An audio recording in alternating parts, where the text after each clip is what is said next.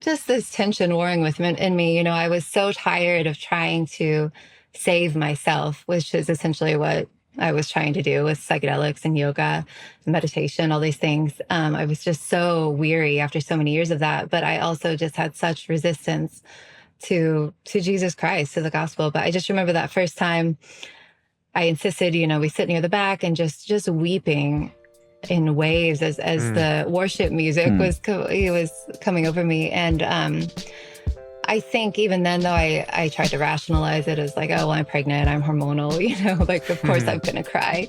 But I was still viewing it as, oh, I can like incorporate Christianity into my grab bag of things, like interesting. It's just one of many lenses through which the divine is understood.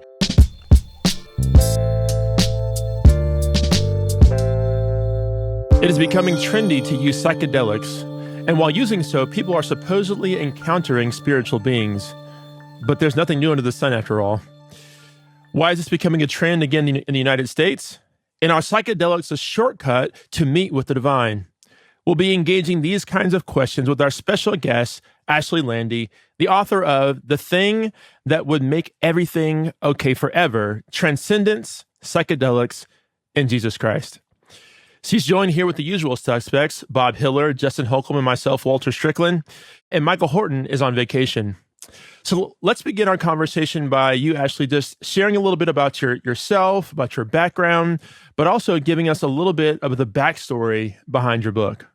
Sure. Yeah. So I was raised in a somewhat Christian household. We attended a Methodist church, and my dad didn't really like the Methodist denomination, though. So there was always this weird tension of we're at my mother comes from a long line of Methodists, but we're at a Methodist church, but my dad doesn't like it. So I wouldn't say I grew up in like an intensively Christian home as far as Bible reading and prayer. But I had a wonderful childhood in many ways. But because I'd never really had a solid understanding, even a child's understanding of the gospel. When I was, I think, 14 or 15, it seemed really cool and edgy to be atheist. And so I declared myself an atheist. It was really no big deal, no big loss, because I hadn't really ever had any kind of faith to begin with. And continued on that path for,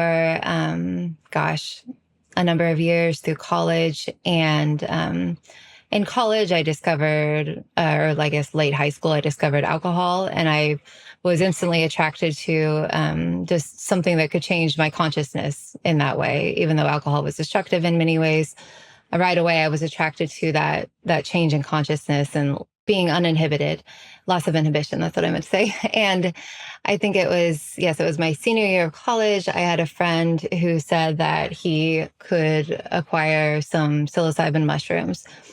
And I didn't really know anything about psychedelics except that they were associated with hippies, but I really just had no knowledge. And I just thought, sure, why not?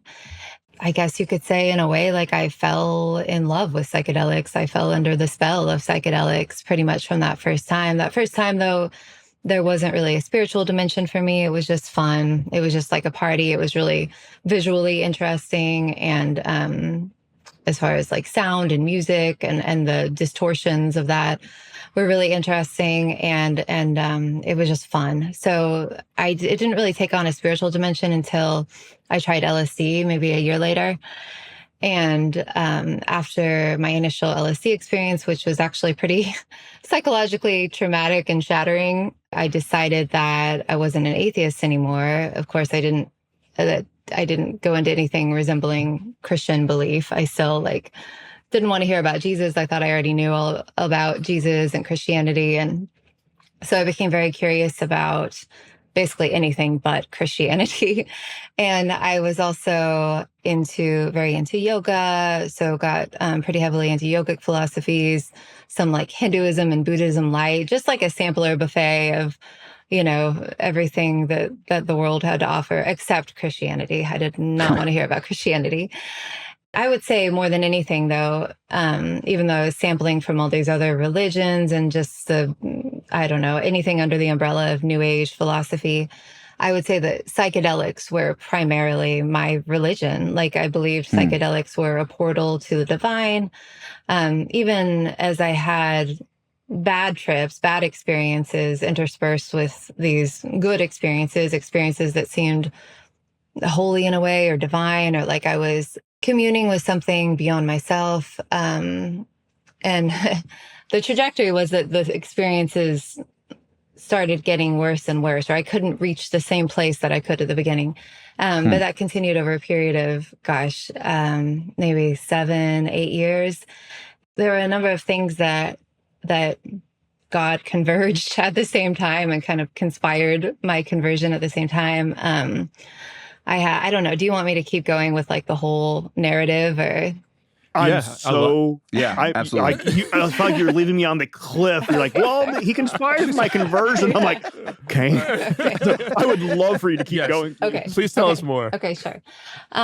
So yeah, I just got to a point, I would say, of spiritual desolation. And interestingly, my husband was kind of at the same point. So I guess the backstory on that is that we met at our acid dealer's house. I think I was 23, 24. And we started dating. We got engaged after 3 weeks. We got married after like a month and a half. We took acid the night before our wedding. Like we were both acid heads, essentially. In there, I should say, we had our first child. And in the book, I talk about how that really, the collision with reality of having my first child and feeling this overwhelming love for him really collided with all those New Age philosophies about, after we, like, the goal of life is this kind of vague enlightenment where we'll be absorbed back into oceanic consciousness or absorbed back into the all. And that's all that happens after death. And it's wonderful, isn't it wonderful and delightful? And our individual identity is actually a hindrance to that. And, but once I had my son, I said, that really collided with reality. And I felt such overwhelming love for him. And I didn't want his essential uniqueness to be dissolved. And so that really got me thinking. And so like I said, my husband kind of got to this point of spiritual desolation, and he started seeing a therapist, actually, just like randomly selected therapist. And the therapist challenged him to quit smoking weed every day and to start going to church.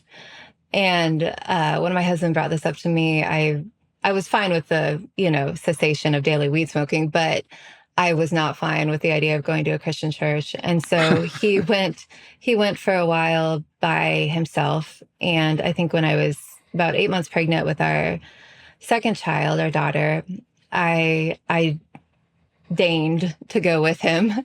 And I just remember just this tension warring in me. I was so tired of trying to save myself, which is essentially what I was trying to do with psychedelics and yoga, meditation, all these things. I was just so weary after so many years of that. But I also just had such resistance to Jesus Christ, to the gospel. But I just remember that first time I insisted, we sit near the back and just weeping in waves as the worship music was coming over me. And I think even then, though, I tried to rationalize it as like, oh, well, I'm pregnant, I'm hormonal, like, of course I'm going to cry.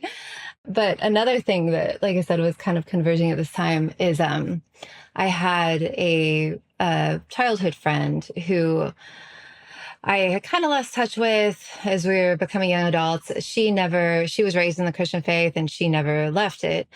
And we got back in touch after we had both had children. So we would have play dates together, and I would go over to her house, or we'd meet at a park or something, or she'd come over to my house, and I would kind of spout off about all my new age stuff, or like whatever I did, like at the beginning of when we were first going to church, I started reading things like someone recommended Rob Bell to me, and it seemed like kind of like a bridge, but I was still viewing it as, oh, I can like incorporate Christianity into my grab bag of things, like interesting. It's just one of many lenses through which the divine is understood.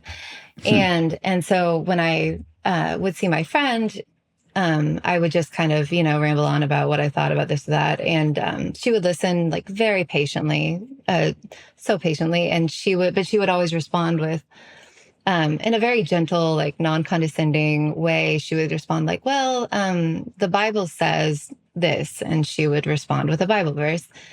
Anyway, around this time, we had been seeing each other for, gosh, I don't know, 6 months to a year, and just intermittently every month or two having these play dates. And she had a son who was slightly older than mine, and then she had a 2-year-old daughter. And the 2-year-old daughter, this little girl, Joella, started getting sick, and it went on for 2 or 3 weeks where she had a fever. She had these different symptoms, like bleeding in her mouth, and they couldn't figure out what was wrong, but the fever just kept coming back. And finally, she was diagnosed with leukemia, and she died 3 weeks later. Gosh. And yeah, there were just many things about that really got me. Like I said, the collision of my belief system with the reality of tragedy, with the reality of suffering, with the reality of hope. Like, what hope can there be in the wake of such a tragic loss? And being able to witness her and her husband and how they grieved, and how, I think it's in Thessalonians, right? Like, we are not people who grieve without hope. And right. like, they were grieving. It was a horrible tragedy, a horrible loss, but they still had hope. And I think that really got me thinking, contrasting that with what I believed. And there wasn't really any hope in what I believed. So yeah, like I said, all these things I feel like it was God's little conspiracy in my life all at the same time. And there was definitely a turning point, which I also wrote about in the book, where that same friend who had lost her daughter was, she recommended to me, somehow I had never heard, even in my, going to church when I was a child, I didn't remember the hymn, It Is Well. She recommended that I listen to this hymn and ponder the lyrics. And I put it on a playlist and kind of forgot about it. And then there was just this spring day where I had really gotten to a point of spiritual desperation, desolation. And there was something about hearing that song that really was kind of tipped me over the edge, I guess you could say. And I felt like I understood what Jesus did for me and why it was necessary. And it was such a profound relief knowing that I didn't have to save myself, and I couldn't save myself, and Jesus had already done it. So, I guess that's my book in a nutshell. Yeah. What a testimony to God's faithfulness, His creativity, your humility to kind of go along, and your curiosity. And I just love hearing that story. It actually reminds me of my parents. Oh, really? Very similar in the 70s. So you were talking about hippie movement. They were hippies. Okay. And my dad started going to a Bible study. He converts first. My mom was kind of the pairing reminds me of the story I've heard forever. And I was born in 73. They converted in 73. Okay, so thank you for sharing your testimony like that. And it's just I love it. And it's worth every second that you gave to us on that. I want to shift to, what should Christians and pastors know about psychedelic use? It's being researched as a potential cure for things like depression, even PTSD. Yeah. And so some folks are pushing them as therapeutics. And then you also said in your story, when you took LSD, I think you said the phrase was psychologically traumatizing and shattering. And so I don't know. I'm a pastor. I would love to know what you think about the research and use as a potential cure, but it also, can be very harmful. Yeah. Help me and help listeners think about that. Sure. Yeah. I guess what pastors should know and what Christians should know is that these are very unique drugs. Like, you can't just lump them in with heroin, cocaine, methamphetamine. I feel like I often meet fellow Christians who blessedly, never strayed, never had a prodigal story, which is wonderful. But they tend to not understand that like these are unique drugs that aren't just like a body high. They're not just, and they're also not addictive in the same way that those drugs are addictive. Like, I never felt a physical yearning for acid, but I certainly felt that I had a psychological addiction, I guess you could call it like a spiritual addiction. I believed that they were the pathway to God. They were the pathway to experiencing transcendence.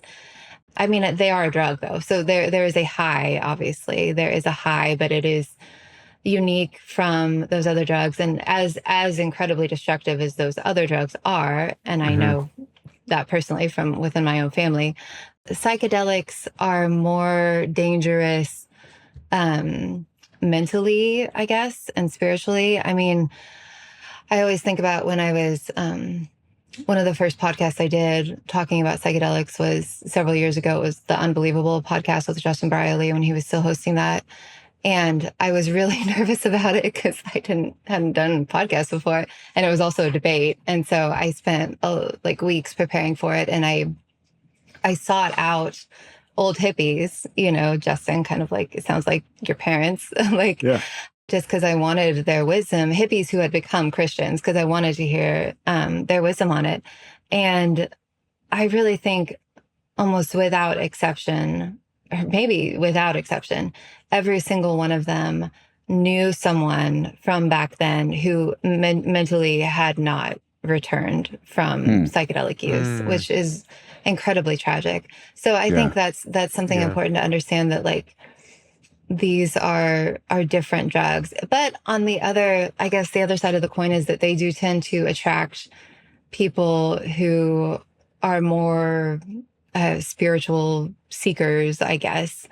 I would want pastors and Christians to be aware of that or prepared for that. Like, I just think since there's this so-called psychedelic it's been branded, by the people promoting it, psychedelic renaissance going on now, I think there will be like a lot of refugees from that movement, maybe even more so than in the 60s.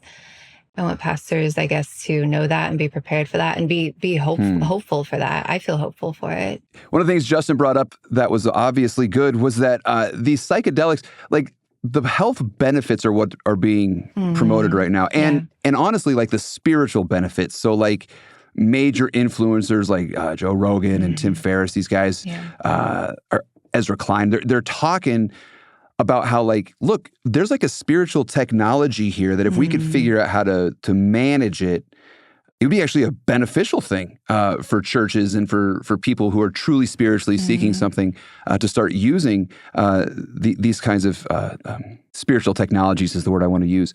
So to that end, we found a clip from Ross Douthat and Ezra Klein talking about this, and we're wondering if you would be willing to respond to this. Sure. Yeah. There are, one thing I'm absolutely certain about is that if there is a realm of supernatural experience that is real, that is not just your brain chemistry, you can access it maybe through altering your brain chemistry and taking ayahuasca and whatever, but if that reality is real, it is 100% dangerous. Like dangerous. And especially... Why 100%? Well, not 100. I don't mean like I don't mean every aspect of it is dangerous, but I mean it is certainly dangerous. There are dangers within it. There are serious dangers within it. Tell me about your views on psychedelics. So I have never taken psychedelics. I've never been at an ayahuasca retreat. This is entirely based on reading and conversations. My view is that some psychedelics almost certainly open you to contact with non-human spiritual entities, and that they do so in a way that is different from other forms of spiritual experience, in that it's like, again, not in every case, but it can be sort of a shortcut. But that shortcut means that you're entering these landscapes without the kind of preparation that not only the traditional religions, but the shamans who use ayahuasca in the Amazon, right, or wherever they use it, would say is necessary for these kind of encounters. And there's, a Twitter joke or a social media joke, right, about, getting one-shotted by a 6-dimensional Mesoamerican demon or something like that people make about about these kind of drugs. And that's a joke, but I don't think it's entirely a joke. And so I think that possibility is real. And it does not at the same time mean that lots of people can't take these drugs and have mystical experiences that just sort of, convince them that there's more to reality than just the material. And that is a correct view. So in that sense, the drugs teach you something real about the world. But it can be like anything in human life, right? And one of the points I try and stress is that religion is not like out there in some compartment where it's totally different from every other thing and you can't argue about it the way you argue about other things and so on. No, like in other aspects of human life, dealing with the supernatural is like dealing with the natural. There are good things and bad things and dangers and opportunities, and you just want to be aware of that before you throw yourself into a realm of experience that you might not be prepared for. But I haven't done it. And you have, or have you? Say what? Have you? Right? Have you? Yes. Yes. So you have, immediate information that I may not have. But one could argue that doing those kind of drugs and coming back from it, not with a sense that you've been possessed by a Mesoamerican demon, but coming back with a sense that, man, there's more to the universe than I thought, but I can never possibly figure out the truth, also could be a deception that has been imposed upon you. Could be all kinds of things.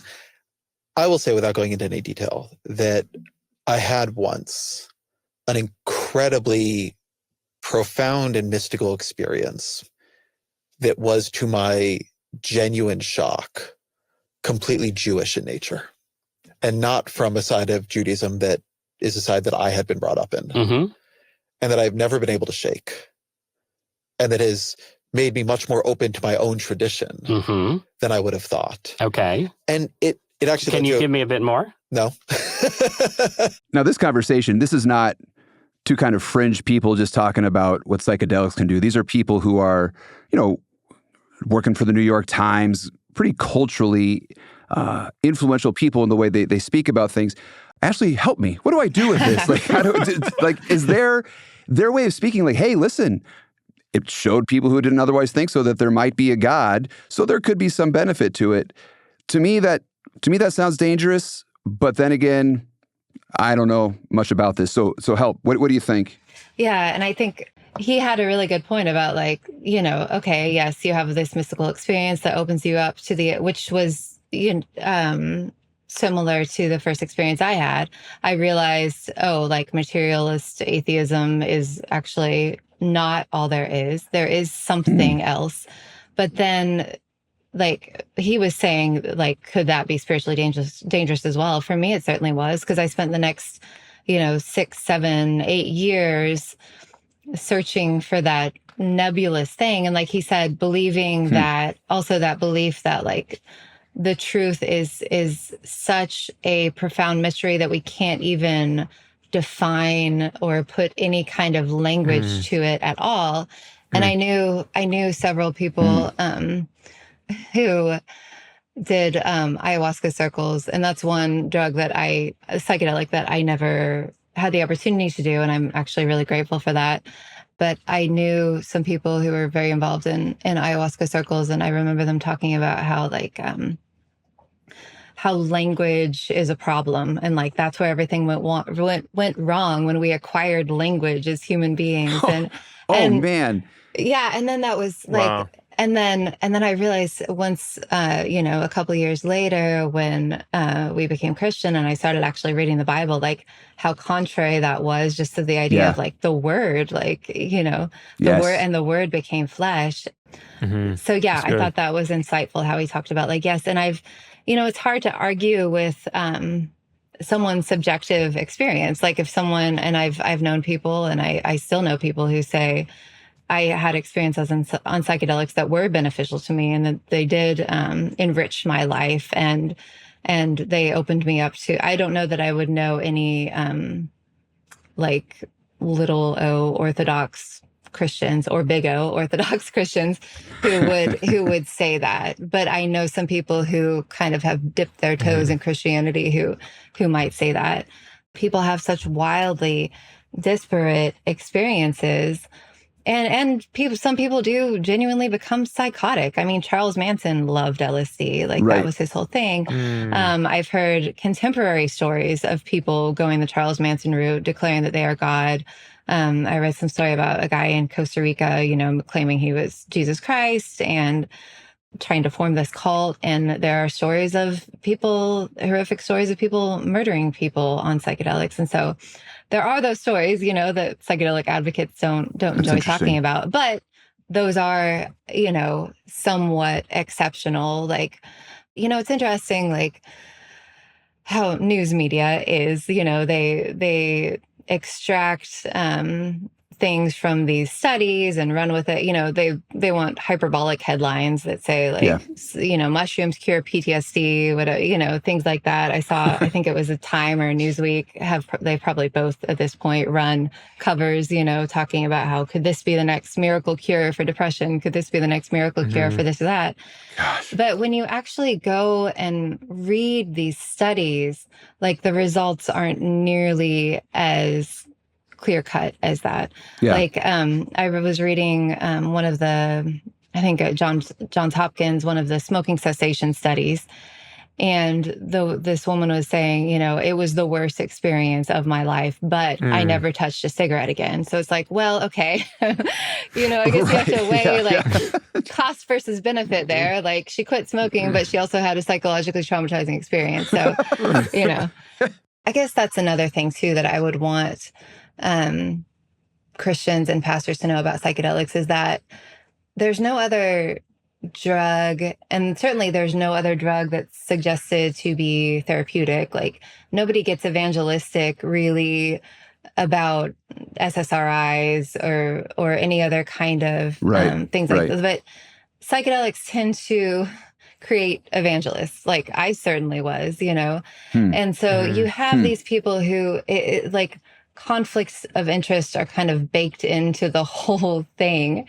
And you have people like interesting. Michael Pollan, who is a journalist. I mean, I shouldn't say he is a journalist, but he is, I would say he is very ideologically invested in psychedelics. He wrote an entire book about psychedelics, and I've read that book a couple times, and he's biased, And is that the Omnivore's Dilemma guy? Yes. Yeah. That's the guy. Okay.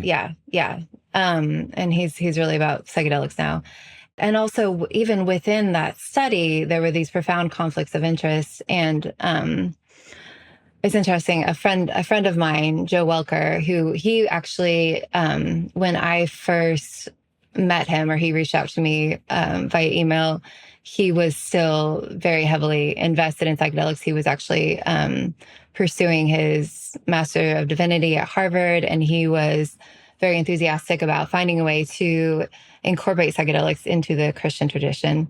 This was several years ago, and he's not about that anymore at all. And he was actually a whistleblower on this Johns Hopkins clergy study because there were these conflicts of profound conflicts of interest. Like one of the that weren't disclosed, two of the funders of the study were intimately involved in the study. One of them did qualitative analysis. One of them was, I think, present for some of these sessions. And they're also, and I had read about this before, these sessions that they have, they aren't, there's no such thing as neutral religious ground. Like it just doesn't exist. And for whatever reason, secular people tend to default to thinking like Buddhism is the neutral, the neutral religion. And so I'd read within these study rooms, there are like images of Buddha, mandalas, like all these things associated with New Age religion. So I think the whole question of the therapeutic benefits, cannot be,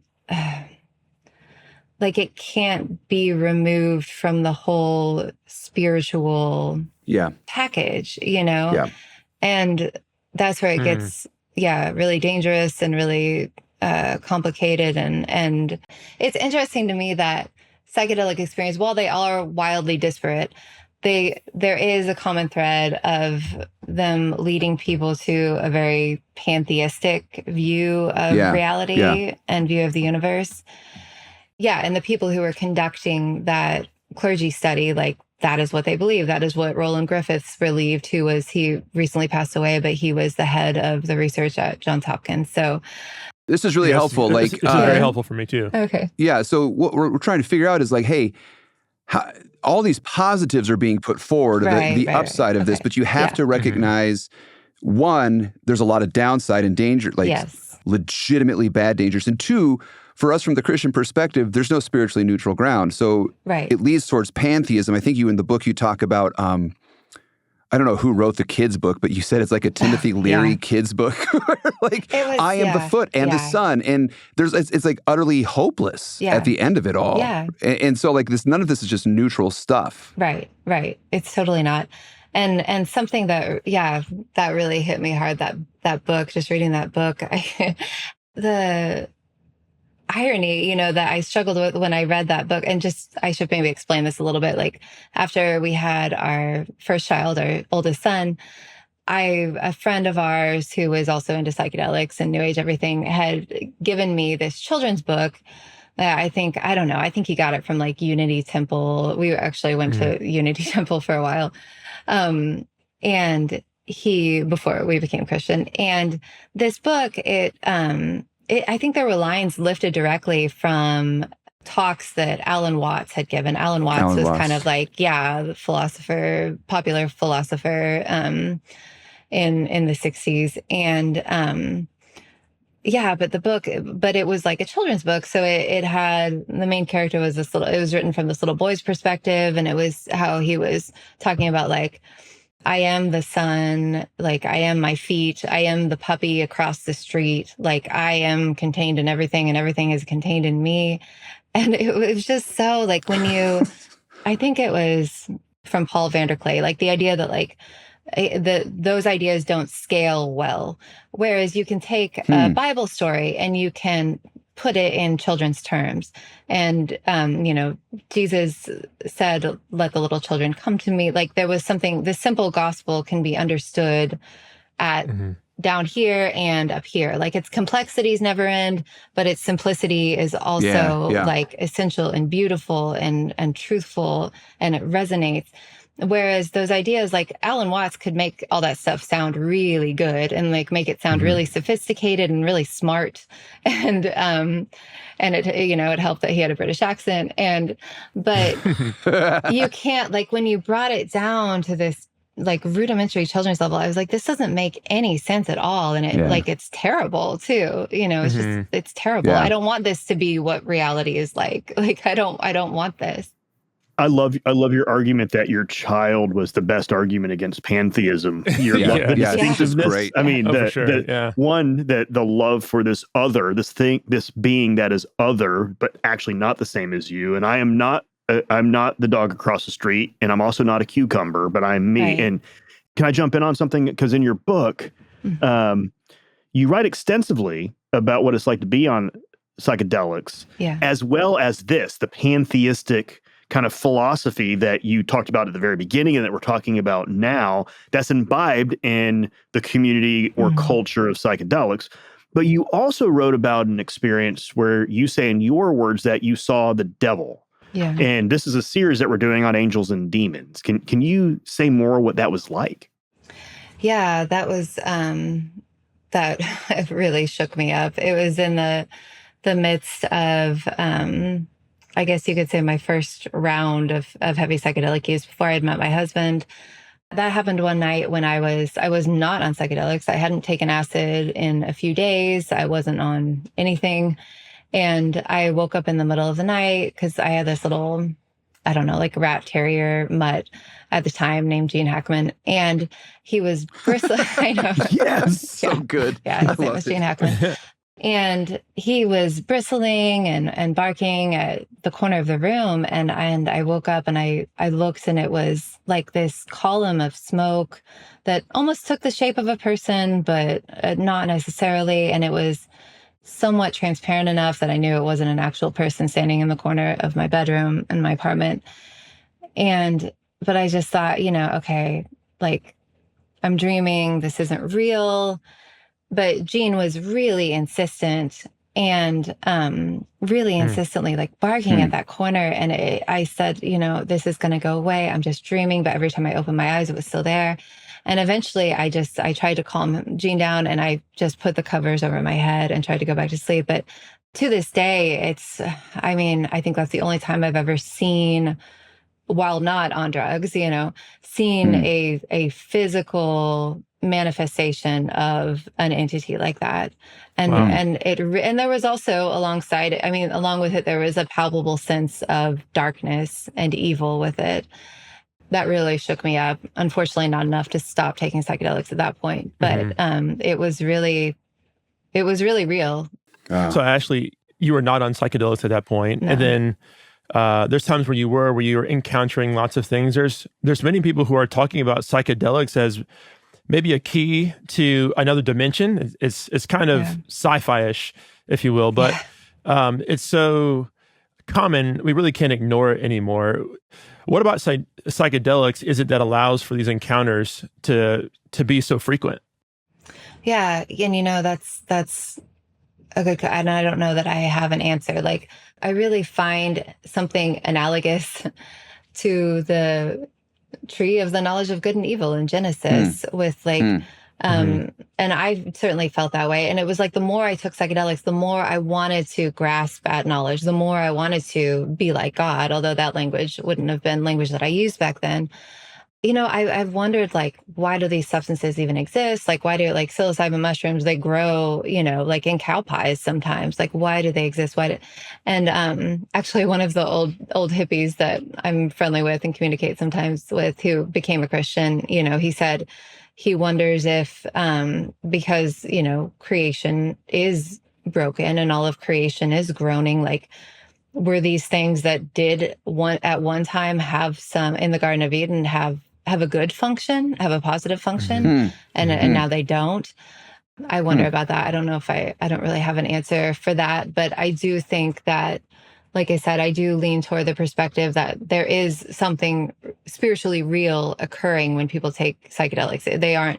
It's not purely hallucinations, although, that could be a part of it, a component of it too, but there's something real that's happening. But I think that's also where it gets incredibly dangerous, spiritually dangerous and psychologically dangerous. Yeah.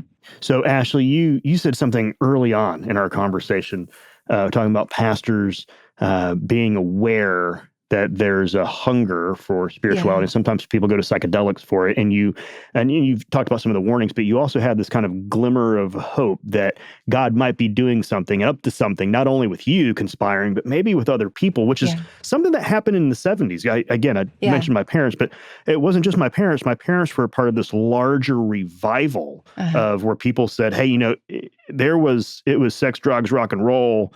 And then everyone started talking about Jesus. And there's this mass conversion of, it seems like the work of the Holy Spirit, making hearts and minds new, and people, putting their faith in Christ. And when you said what you said, it made me think, as a pastor, I need to be aware and prepare other clergy that I like to think through this awareness of a spiritual hunger. So it's not kind of like dismissed, like, hey, and you can imagine some type of like, the same thing that happened in the 70s, like, a bunch of junkies, like, who wants them, as opposed to like the Chuck Smith, the Calvary Chapel movement was a movement then in other churches too, but they were the ones that were well known. I'd love to hear your thoughts on the possibility that God's so sovereign and creative that he would take this thing that's happening and conspire not only for you and your husband, of course, but maybe God's up to something bigger. And again, we're not celebrating the use, but we're going, this is an opportunity. So a little bit more about that. I feel really hopeful about it, and I think about, there's this really great book by Larry Eskridge called God's Forever Family. That's about the whole Jesus People movement in the late 60s, early 70s. And, the first 2 chapters have quite a few stories of people coming out of heavy psychedelic use and becoming Christian. And just as an aside, this always like, it's funny and it's also not funny, but there was one guy in particular, Ted Wise, who I wish that he were still alive, because I think he would have a ton of wisdom on this subject. But there are a lot of quotes from him in this book. And he was like in Haight-Ashbury, like totally sold on psychedelics, totally into psychedelics. And he said, like, the more deeply he went into himself and searching inside himself and searching within psychedelics, like, all he found was a rat scurrying around in the dungeon of his soul, which I thought was just a great. What a line. Yeah. What a line. I think I might have quoted that in my book, but he said when he was in Haight-Ashbury, like, they tried to start this ministry, and they had kind of like a soup kitchen and a place where people could come hang out and learn, just have conversations, and learn about Jesus and learn about the Word of God. And he said Charlie Manson would actually come around for a while. And one time, like, he showed up, and Charles Manson, he was ranting and raving, and he said, like, "I am God." And Ted Wise said to him, like, "If you are God, then I am very disappointed." And like I said, that's kind of one of those, like, super, super funny. I mean, awesome. It's tragic to think of what Charles Manson eventually did, but I don't know. I feel really hopeful. And I've had, since I started doing podcasts about this topic and since I wrote my book, I've had numerous people message me through social media or email me and say, like, "Hey, I'm like, my story is very similar to yours. I was very heavily into psychedelics, and now I'm getting, but I still have, this and this question." And I always have to say, like, I'm not an authority. I don't have hard and fast answers for all these things, but, like, this is my story. And, I try to respond the best that I can. So I feel really hopeful about that. It's like, I also feel apprehensive about the fact that they are being so popularized, and that and I fear for the, people. I fear for the psychological damage that could occur, and I mourn for that. But at the same time, I am hopeful that there will be a lot of people for whom the promises, all these hyperbolic promises of psychedelics are not going to deliver, but they're still going to be looking for truth. And so that makes me hopeful. Ashley, I can't thank you enough for being bold enough and courageous enough to tell your story. I've been encouraged and challenged, and I'm just so excited to see what God's going to do, not only with this conversation we've had today, but also with your book. Thank you. And so your story is just a much-needed wake-up call in a cultural moment where psychedelics are being rebranded as miracle cures and gateways to enlightenment. I think your memoir doesn't just critique the trend, but it's vulnerable in a courageous testimony about seeking transcendence and finding something far more real, the living Christ. And so if today's conversation has been a challenge to you, has challenged you at all, made you think, it caused you to have more questions, I encourage you to check out Ashley's book, The Thing That Would Make Everything Okay Forever. Thanks for listening, and we'll meet you again next time on another episode of White Horse Inn.